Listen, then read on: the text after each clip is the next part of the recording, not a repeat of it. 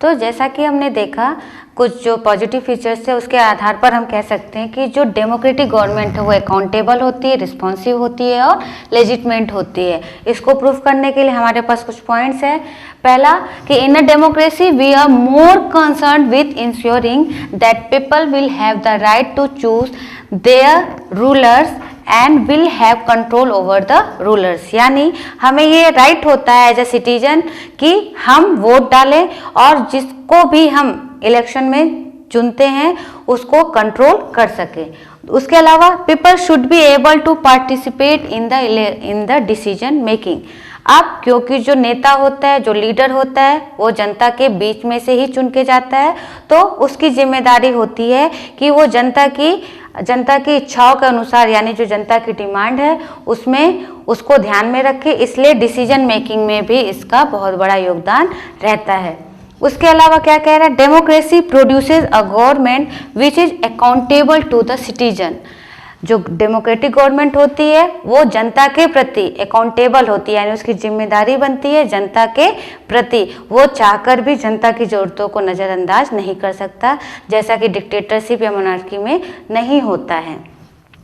और in democracy government response to the needs and expectation of the citizen. क्या कह रहा है कि जब सरकार कोई नियम या कानून बनाती है तो वो ये देखती है कि उससे जनता का ज़्यादा से ज़्यादा लाभ हो। ऐसा ना हो कि वो किसी एक ग्रुप की ही इच्छाओं को वो पूरा करता हो और जो मेजॉरिटी है वो अधूरी रह जाए।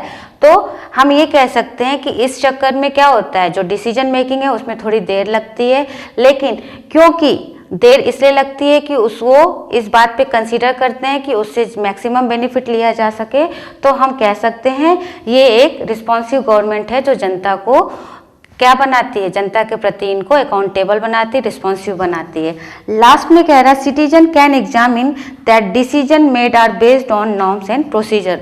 इसके अलावा ये जो डेमोक्रेटिक गवर्नमेंट है वो नॉर्म्स और प्रोसीजर को ध्यान में रखकर चलती है, यानी अगर जनता चाहे तो आराम से ये जान सकती है कि जो नियम कानून बनाए गए हैं वो कैसे बनाए गए हैं, किस तरह से बनाए गए हैं।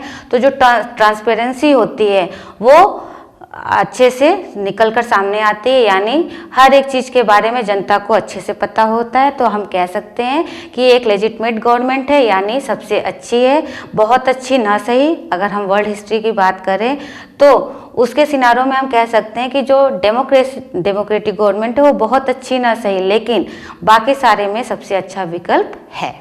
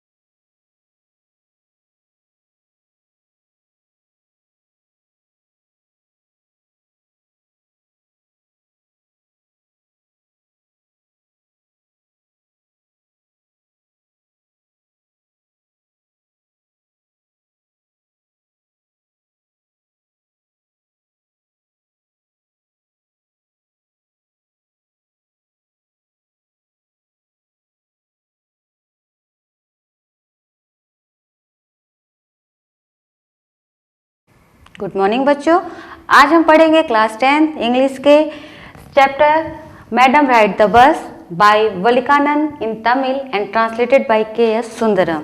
बेसिकली ये जो स्टोरी है वो तमिल में लिखी गई है बाय वलिकानंद और जो ट्रांसलेट किया गया है इन इंग्लिश के.एस. सुंदरम।